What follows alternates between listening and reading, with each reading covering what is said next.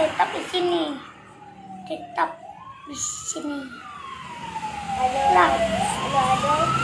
Pakai masker. Mana ada. Ngayon dulu rumah tua sakit tua. Aduh ang sakit tua.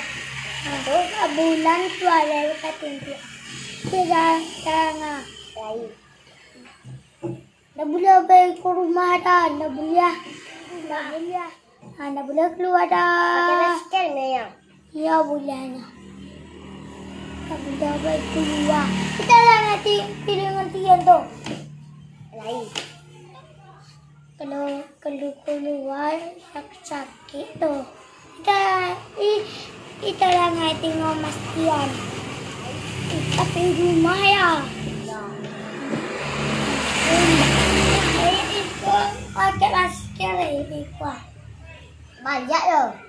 Saya terang nanti. Banyak loh. Alah. Tak boleh balik ke rumah dah. Rumah. Yo. Tak ke rumah. Sibuk mau pulang. Pulang. Tak boleh.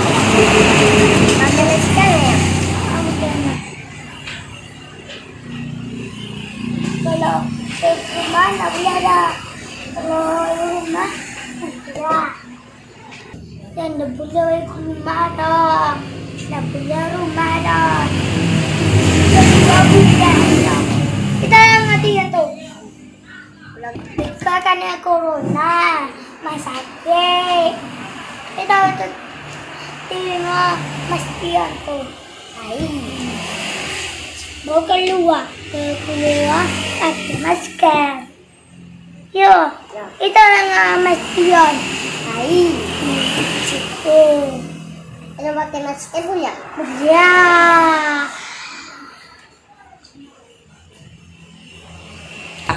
Tian, dah boleh ke rumah ya? Ayah boleh minta ikat ke ya? Minta lah.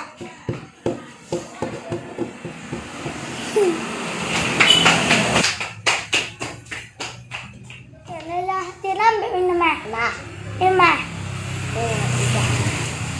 Jangan dia. Itu tu.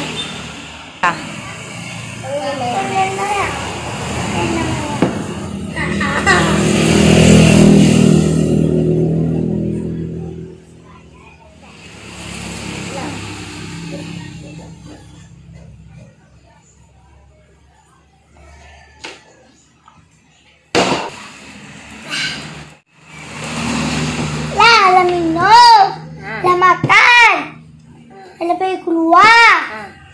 Rumah lah.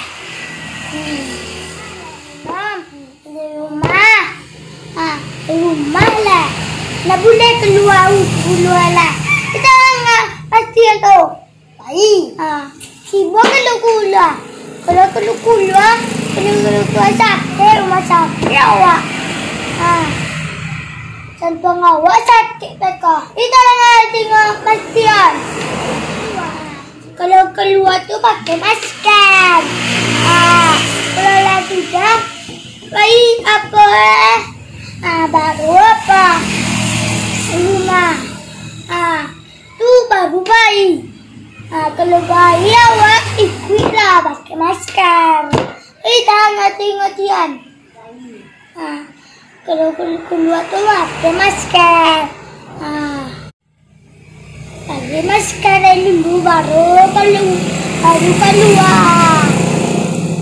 Kita tengok masker. Baik dia pakai masker. Kalau pakai masker? Ya. Ada pakai masker dah. Laki awak rumah sakit. Terus ya?